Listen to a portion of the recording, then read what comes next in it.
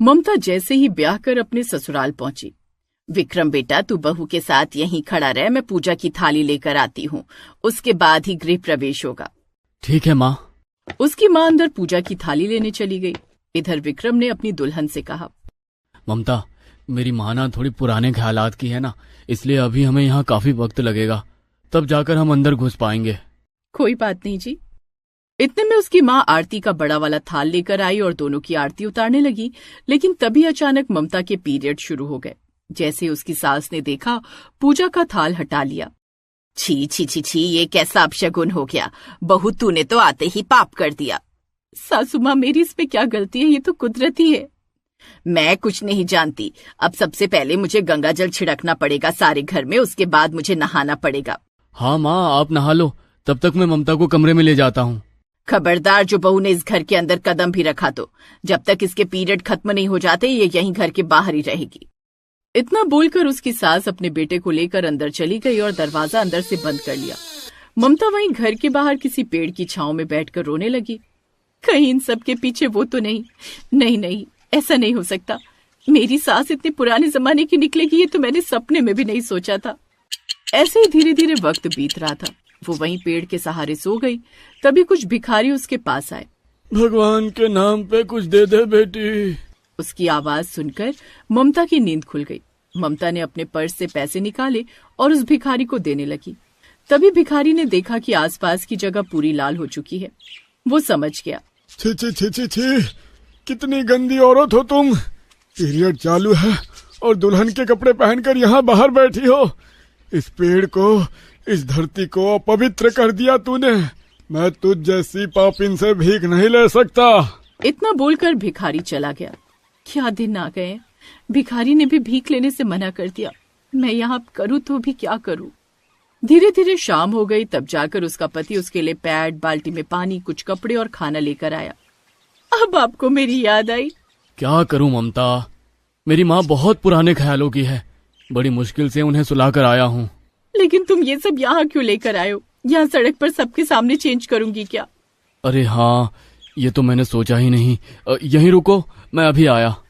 विक्रम घर के अंदर गया और एक बहुत बड़ी चादर लेकर आया। उस चादर को उसने उस पेड़ के चारों तरफ बांधकर झोपड़ी जैसा बना दिया।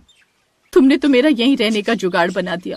क्या मैं सारी जिंदगी यहीं घर के बाहर ही रहूंगी क्या? जब तक तुम्हारे पीरियड खत्म नहीं हो जाते तुम्हें यही रहना पड़ेगा। सारा सामान देकर विक्रम घर के अंदर चला गया। ममता बेचारी उस झोपड़े में गई और पैड चेंज किया। रात में उसका पति खाना देने भी आया। खाना देकर वो फिर से अंदर चला गया। ममता बेचारी रात के सन्नाटे में बाहर अकेले बैठकर ही खाना खा रही थी। तभी कुछ कुत्ते भौंकने लगे, जिससे ममता डर गई। हे भगवान, क्या तू मुझे सारे दुख पहले ही दिन दिखा देगा? इतने में कुछ कुत्ते आए और उसकी थाली का सारा खाना खा गए। हट हट, कल से खाना नहीं खाया था, बड़ी मुश्किल से खाना मिला था, वो भी ये कुत्ते खा गए। आज रात भूखा ही सोना पड़ेगा। खैर, धीरे धीरे ममता को नींद आ गई और वो वहीं सो गई। ऐसे धीरे धीरे 4-5 दिन बीत गए। उसके पीरियड्स भी खत्म हो गए। तब उसकी सास ने गृह प्रवेश वाला कार्यक्रम फिर से शुरू किया। चल बहू, अब तेरे पीरियड खत्म हो चुके हैं, तू अंदर आ सकती है। फाइनली आज हमारी सुहागरात होगी।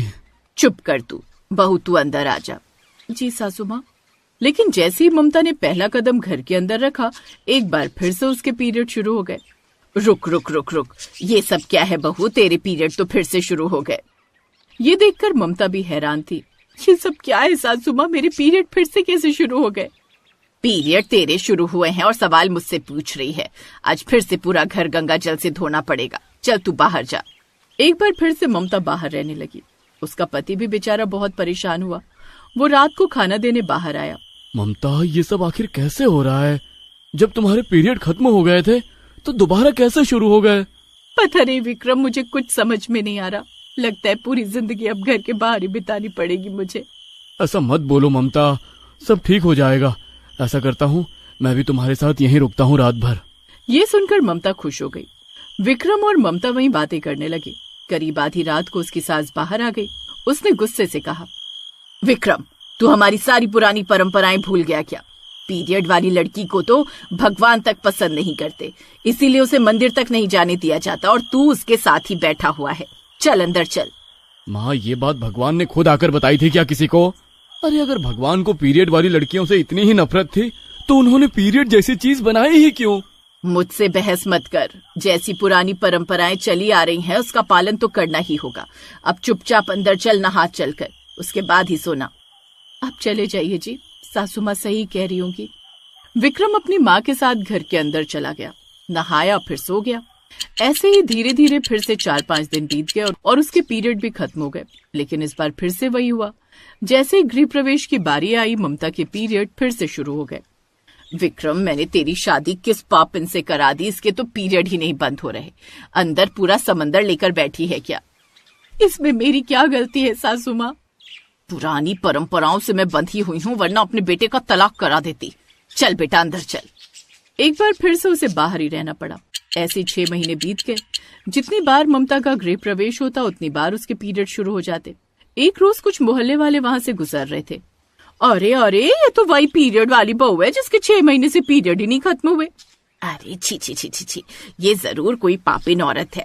आज से इस गली से निकलेंगे ही नहीं, पीछे वाली ही गली से निकल लेंगे। तो इस तरह अब कोई भी उसकी तरफ नहीं देखता था। ममता इन सब से परेशान हो चुकी थी। इसलिए एक रोज, मैं परेशान हो गई हूँ ऐसी जिंदगी से। मेरे पीरियड खत्म होने का नाम ही नहीं ले रहे। अब मैं जी कर क्या करूंगी? इसी पेड़ में लटक जाती हूँ। इतने में विक्रम वहां पर आ गया। ये क्या कर रही हो तुम ममता? तुम अपनी जान देने जा रही थी? तो ऐसी जिंदगी जीकर क्या फायदा? सारे गांव वाले मुझसे नफरत करते हैं। मेरी तरफ देखना ही लोगों को पाप लगता है। जब से आई हूँ घर के बाहर बैठे बैठे परेशान हो गई हूँ। इससे अच्छा मैं भगवान के पास जाकर उससे ही पूछती हूँ कि उसने आखिर मेरे साथ ऐसा क्यों किया। सही कह रही हो ममता, अब कुछ ना कुछ तो करना ही पड़ेगा। मैं आज माँ से बात करता हूँ। उस दिन विक्रम ने अपनी माँ से बात की। माँ, आप इतने पुराने जमाने की हो, कोई बाबा या तांत्रिक तो जरूर होंगे ना जो इस रहस्य को सुलझा सकते हैं? क्योंकि लगातार 6 महीने पीरियड, ये नामुमकिन जैसी चीज है। डॉक्टर भी इसमें कुछ नहीं कर सकते। सही कह रहे हो। मेरी नजर में एक बाबा है, आज रात उन्हें बुला लेती हूँ। करीब आधी रात को जब सारा गांव सो गया, तब उसकी सास एक अघोरी बाबा को बुला कर लाई। उनके पूरे बदन पर राख लगी हुई थी। रात के अंधेरे में बहुत डरावने लग रहे थे वो। बाबा, यही है मेरी बहू। पिछले 6 महीने से इसके पीरियड खत्म होने का नाम ही नहीं ले रहे, इसीलिए इसका गृह प्रवेश भी नहीं हो पाया आज तक। गृह प्रवेश क्यों नहीं किया? बाबा, एक पीरियड वाली लड़की को घर के अंदर कैसे ले जा सकते हैं? इससे घर अपवित्र हो जाएगा। यह किस पाखंडी ने बोल दिया आपको? जिस वजह से ये जीवन है, आप है, मैं हूँ, उसी चीज को अपवित्र बोल रही हो। खैर बहू, अपना हाथ आगे करो। बाबा ने ममता का हाथ देखा और फिर अपनी आंखें बंद कर ली। आंखें खोलते ही, बहू, तुम्हें सब पता है यह सब तुम्हारे साथ क्या हो रहा है, फिर उन्हें बताया क्यों नहीं? ममता, रुकिए, मैं ही बताता हूँ। आज से बहुत साल पहले जब बहू स्कूल में पढ़ती थी, तब एक रोज एक भिखारन लंच के समय इन लोगों से भीख मांगने आई। बच्चों, इस भिखारिन को भी कुछ खाने को दे दो। तभी अचानक उस भिखारिन के पीरियड शुरू हो गए। वह वहां से जाने लगी। अरे कहाँ जा रही हो? दोस्तों पकड़ लो इसे। आज इसका ऐसा तमाशा बनाएंगे कि हमसे भीख मांगना भूल जाएगी। सही कह रही हो ममता, आज सबके सामने इसकी बेइज्जती करते हैं। वो भिखारन बेचारी चिल्लाती रही, पर इन लोगों ने उसे पकड़ा और पूरे स्कूल में घुमाने लगी। सारा स्कूल उसे देख रहा था। पूरा स्कूल रंग चुका था। सारे लोग उस पर हंस रहे थे, इसलिए उसने बहू को श्राप दिया। तूने मेरे पीरियड का मजाक बनाया है। इसी पीरियड की वजह से तेरी भी हालत एक दिन मेरे जैसी हो जाएगी। श्राप देने के बाद शर्म की वजह से उसने नदी में कूदकर अपने प्राण त्याग दिए। उसी श्राप की वजह से ये सब हुआ है। बाबा, उस वक्त मैं बहुत छोटी थी, इतनी समझ नहीं थी मुझे आज भी अफसोस है उस घटना का। लेकिन अगले 6 महीने उस श्राप का असर और झेलना पड़ेगा। हवन करना पड़ेगा। हर रोज उनकी आत्मा से माफी मांगनी होगी, तब जाकर ये असर खत्म होगा। 6 महीने यज्ञ, हवन और प्रायश्चित करने के बाद ममता उस श्राप से मुक्त हो गई। तब जाकर उसका गृह प्रवेश हुआ। गोरी, राधिका और काली ममता दोनों एक साथ ब्याह कर अपने ससुराल आई। उनका ससुराल खेतों के बीचों बीच था। खेतों में ही उनका गृह प्रवेश कराया गया। उनकी सास आरती की थाली लेकर खेत में खड़ी थी। तभी दोनों बहुएं सामने आई। ममता, तू पीछे खड़ी रह। राधिका, तू आगे आ जा। ये फूलों की सेज मैंने तेरे लिए तो सजाई है। और कलूटी ममता, तू दूसरी तरफ से आ। उसकी सास ने एक तरफ गुलाब के फूल बिछा रखे थे और दूसरी तरफ उन्हीं गुलाब के फूलों के कांटे बिछा रखे थे। राधिका ने फूलों के ऊपर से चलकर प्रवेश किया और ममता ने कांटों के ऊपर चलकर। उसके बाद सास ने राधिका की आरती उतारी। कितनी गोरी और कितनी सुंदर बहू है मेरी। विनोद, तेरी जिद की वजह से मुझे काली बहू भी स्वीकार करनी पड़ रही है। बहू, अब तू जल्दी से घर के अंदर आ जा, वरना कड़ी धूप में तू भी ममता जैसी काली हो जाएगी। माँ, बार बार ममता की बेइज्जती क्यों कर रही हो? काला रंग भगवान ने ही तो दिया है ना। विनोद, जरूर इसने कोई ऐसा काम किया होगा जिससे इस पर कलंक लग गया होगा। इसी वजह से ये इस जन्म में काली पैदा हुई है, कलंकिनी। ये सब सुनकर ममता घूंघट के अंदर ही रो रही थी, लेकिन कुछ बोल नहीं पा रही थी। खैर, कांटों पर चलकर वो भी घर के अंदर आई। ममता, आज तेरी इस घर में पहली रसोई है। बाहर मिट्टी का चूल्हा है, हम सबके लिए खाना बना जाकर। बड़ी बहू, तू बाहर धूप में नहीं जाएगी, वरना तू भी इसकी तरह काली हो जाएगी, समझी? जी सासू माँ। लेकिन सासू माँ, खाने में बनाना क्या है? बाहर खेतों में इतनी हरी भरी सब्जियां लगी हुई हैं और तू पूछ रही है कि बनाना क्या है। अब चलो ममता, मैं बताता हूँ क्या बनाना है। ममता का पति विनोद उसके साथ बाहर खेतों में आ गया। उनके कई एकड़ के खेत थे जिसमें तमाम तरह की सब्जियां लगी हुई थी। कुछ सब्जियां तोड़कर विनोद ने ममता को दी। ममता ने मिट्टी का चूल्हा जलाया और खाना बनाने लगी। तपती धूप में उसने खाना बनाया, जबकि घर के अंदर भी एक रसोई घर था। खैर, खाना बन जाने के बाद उसने सभी को खाना परोस दिया। खाना तो बहुत स्वादिष्ट बना है, क्यों माँ? एक तो पहले से ही ये काली बदसूरत है और खाना भी अगर स्वादिष्ट नहीं बनाएगी तो इसका धरती पर रहने का फायदा ही क्या। ये पकड़, थाली धोकर रख देना, मेरा तो हो गया। ये ले, मेरी भी थाली पकड़। ममता बेचारी बाहर खेतों में बैठकर सभी के जूठे बर्तन धोने लगी। राधिका अपनी सास के साथ महारानियों की तरह बेड पर बैठकर गप्पे मारने लगी। हर दिन का यही था। फिर एक दिन, ममता, तेरा काम इस घर में सिर्फ खाना बनाना ही नहीं है, अब तू बाहर खेतों में भी काम करेगी। जी सासू माँ, मैं अपने खेतों में भी काम किया करती थी। तो यहाँ क्यों खड़ी हो? जाओ, जाकर खेतों में काम करो। इतनी काली सूरत है तुम्हारी कि अगर यहाँ ज्यादा देर खड़ी रहोगी तो अंधेरा हो जाएगा। जल्दी से जाओ ताकि थोड़ी रोशनी हो। यहाँ हमारे पति सब्जी बेचकर आते ही होंगे, फिर तुझे खाना भी तो बनाना है। ठीक है भाभी। ममता कड़ी धूप में अकेले ही इतने बड़े खेत में काम करने लगी। घंटों तक वो खेतों में काम करती रही। जब वो थक गई तो किसी पेड़ के नीचे बैठ गई। तभी उसकी सास और जेठानी वहां पर आ गए। तुझे मैंने काम करने के लिए बोला था और तू यहाँ पर आराम कर रही है। सासू माँ, धूप मेरे सर पर पड़ रही थी इसलिए सर चकराने लगा था। अब आराम कर लिया ना, जाकर काम कर। राधिका, तू बाहर धूप में ना निकला कर, चल अंदर। सास राधिका को लेकर अंदर चली गई। ऐसे ही दिन बीत रहे थे। ममता दिन भर अकेले ही खेतों में काम करती रहती। उनके पति सुबह सुबह जाकर बाजार में सब्जियां बेचने लगते। फिर एक रोज राधिका के पेट में दर्द उठा। वो चुपके से घर के पीछे आ गई और वहां पर उसने एक बच्चे को जन्म दिया। अगर इस बच्चे के बारे में ससुराल वालों को पता चल गया तो मेरी सारी हेकड़ी निकाल देंगे ये लोग। खेतों में काम करते हुए ममता ने उसे देख लिया। वो भागकर राधिका के पास आई। अरे वाह भाभी, आप तो माँ बन गई, वो भी 6 महीने में। मैं जाकर सबको बताती हूँ, लड्डू बांटेंगे फिर। अरे चुप कर, अगर घर वालों को पता चला तो मुझे घर से निकाल देंगे। दरअसल शादी से पहले मेरा एक बॉयफ्रेंड था। जब उसे पता चला कि मैं माँ बनने वाली हूँ तो वो मुझे छोड़कर भाग गया। अब तू ही बता मैं क्या करूँ। आपको शादी से पहले ये सब करना ही नहीं चाहिए था। अब इस बच्चे को छुपा कर रखना पड़ेगा, इसके अलावा और कोई दूसरा रास्ता नहीं है। तू सासू माँ को तो जानती है, वो बुढ़िया 24 घंटे मेरे आसपास ही मंडराया करती है। मैं कैसे इसे संभालूं, कहाँ छुपाऊं उसे? बच्चा तो बड़ा प्यारा लग रहा है। ऐसा कीजिए, ये बच्चा आप मुझे दे दीजिए। मैं दिन भर यहाँ खेतों में अकेली ही रहती हूँ, कोई नहीं देख पाएगा इसे। हाँ, ये सही रहेगा, लेकिन याद रहे किसी को कुछ पता नहीं चलना चाहिए, वरना बहुत बुरा हो जाएगा। इतना बोलकर राधिका घर के अंदर चली गई। ममता उस बच्चे के साथ खेलती रहती थी, मजे से खेतों में काम करती थी। इस बच्चे के साथ खेतों में काम करते करते कब दिन निकल जाते पता ही नहीं चलता। तभी ममता ने देखा कि उसकी सास आ रही है। उसने तुरंत उस बच्चे को वहीं झाड़ियों में कहीं छुपा दिया। क्या बात है, मैं देख रही हूँ आजकल तू दिन भर बिना आराम किए काम किया करती है। ऐसे ही मन लगाकर काम कर। चल राधिका बहू, बाजार चलते हैं।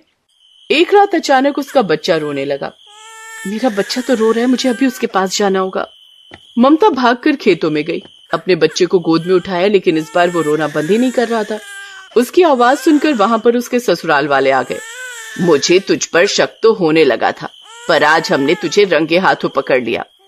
राधिका सबसे पीछे खड़े होकर ममता के सामने हाथ जोड़ने लगी, इसलिए ममता ने कुछ नहीं बोला। ममता, मैं तुम्हें कितनी सीधी समझता था और तुम ऐसी निकली। शादी के 6 महीने भी नहीं हुए और बच्चा भी आ गया। बड़ी बेशर्म निकली है तो।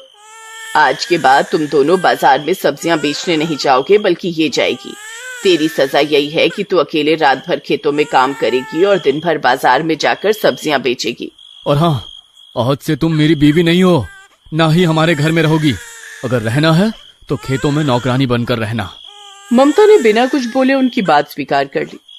अगली सुबह 5 बजे उठकर उसने अपने बच्चे को गोद में उठाया, सब्जी की टोकरी सर पर रखी और बाजार में जाकर सब्जी बेचने लगी। सब्जी ले लो, सब्जी, ताजा हरी हरी सब्जी। अरे बिटिया, 2 किलो आलू और 1 किलो शिमला मिर्च देना जरा। जी काका, अभी दिया। इस तरह हर रोज वो सब्जी बेचने लगी। इतने कठिन समय में कम से कम भाभी को मेरा साथ देना चाहिए था। उन्होंने मुझ पर ही इल्जाम लगा दिया। कोई बात नहीं, मैंने तुझे जन्म नहीं दिया तो क्या हुआ, मैं तेरी यशोदा माँ हूँ। फिर एक रोज बाजार में विक्रम नाम का एक लड़का आया। उसकी नजर ममता की तरफ पड़ी। जैसे ही मैं इस बच्चे को देखता हूँ, मुझे ऐसा क्यों लगता है कि मुझे अपनी तरफ खींच रहा है। आज इससे ही सब्जी ले लेता हूँ। विक्रम भागकर ममता के पास गया। बच्चा रो रहा था। विक्रम को देखते ही वो उसकी गोद में आने के लिए तड़पने लगा। सुनिए, आज मेरी शादी की रिसेप्शन पार्टी है, तो मुझे ढेर सारी सब्जियां चाहिए। हाँ, मिल जाएगी भाई साहब। बच्चे चुप हो जाओ, अभी चल रही हूँ घर। आप बच्चे को मुझे दे दीजिए, वरना आप ऐसे काम नहीं कर पाएंगी। विक्रम ने जैसे उस बच्चे को गोद में लिया, वो अचानक शांत हो गया। क्या बात है, ये तो आपकी गोद में जाते ही शांत हो गया। खैर, आपको कितनी सब्जी चाहिए? ये समझ लीजिए कम से कम 400 मेहमान आने वाले हैं, उन सब के लिए सब्जियां चाहिए। इतनी सब्जी तो मेरी टोकरी में भी नहीं है, आपको हमारे खेतों में चलना होगा। ये तो और भी अच्छी बात है, मुझे सीधा खेतों से ही ताजी सब्जियां मिल जाएंगी। चलिए, बच्चे को मेरे गोद में ही रहने दीजिए, मैं आपके साथ चलता हूँ आपके खेतों में। इतना अच्छा ग्राहक मिलने की वजह से ममता बहुत खुश हो गई। वो विक्रम के साथ अपने खेतों में पहुंची। वहां राधिका भी मौजूद थी। विक्रम ने जैसे ही राधिका को देखा, वो हैरान रह गया। राधिका, तुम्हारी तो मांग में सिंदूर है, तुमने शादी कर ली क्या? 1 नंबर की धोखेबाज हो तुम। साल भर मुझे टहलाते रहे, शादी के सपने दिखाते रहे और जैसे मैं प्रेग्नेंट हो गई दुम दबाकर भाग निकले। उस वक्त मैं इस कंडीशन में नहीं था कि मैं तुमसे शादी कर पाऊं। वैसे हमारा बच्चा कहाँ है? तुमने उसे जन्म दिया या फिर? मैं तुम्हारी जैसी नहीं हूँ, मैंने उस बच्चे को जन्म दिया है। तुम्हारी गोद में जो बच्चा है वो तुम्हारा ही है। ये सुनकर विक्रम और ममता दोनों के पैरों के नीचे से जमीन खिसक गई। तभी वहां पर राधिका का पति, ममता का पति और उसकी सास सब लोग आ गए। तो इसका मतलब ये बच्चा ममता का नहीं बल्कि तुम्हारा है राधिका। धोखेबाज औरत, माँ ने तुम्हें रानी बनाकर रखा। बेचारी काले रंग की वजह से ममता के साथ नौकरानियों से भी ज्यादा बदतर व्यवहार किया और तुमने हम सबके साथ धोखा किया। ममता, तुमने भी हमसे झूठ बोला। मुझे माफ कर दीजिए। मौका पाकर विक्रम ने बच्चे को ममता की गोद में पकड़ाया और भाग गया। मैं इस बच्चे की वजह से ममता पर चिल्लाती रही और तू खड़ी होकर सुनती रही। कैसी माँ है तू। आज के बाद ममता इस घर में रानी बनकर रहेगी, सारी सब्जियों की मालकिन बनकर हिसाब देखेगी और तू नौकरानी बनकर दिन भर खेतों में काम करेगी। क्या आप बड़े होकर भी स्टोरी देखना पसंद करते हैं? तो अपना नाम कमेंट में जरूर लिखें। हमारे पिछले वीडियो से लकी ड्रॉ में चुने हुए नाम हैं सोनम, आरती, काजल, संगीता, राहुल, पूजा, लक्ष्मी, शिवानी और नेहा। जिन लोगों ने चैनल सब्सक्राइब करके कमेंट में अपना नाम लिखा है, हमारे अगले वीडियो में उन्हीं के नाम चुने जाएंगे। तो दोस्तों, जल्दी से कमेंट में अपना नाम लिख दीजिए। दोस्तों, आप सभी इस वीडियो पर अपनी माँ की लंबी आयु के लिए कमेंट में आई लव माँ जरूर लिखें। दुर्गा माँ जरूर आपकी इच्छा पूरी करेंगी। और हाँ, इस वीडियो को लाइक जरूर कीजिएगा। दोस्तों, आप हमारे चैनल को जरूर सब्सक्राइब करें